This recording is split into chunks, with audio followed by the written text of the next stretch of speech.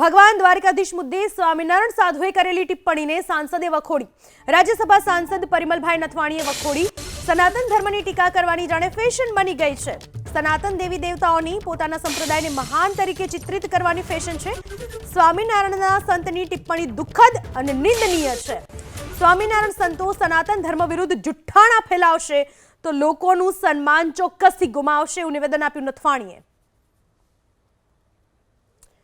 સ્વામીએ દ્વારકાધીશને લઈને અને ગુગળી બ્રાહ્મણોને લઈને વિવાદિત ટિપ્પણી કરી હતી।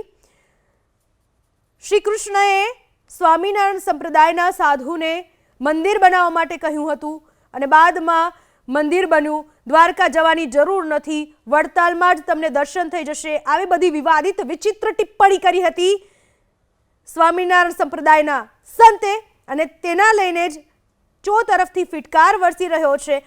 પરિમલ નથવાણીએ પણ તેમની આ વાતને વખોડી કાઢી છે।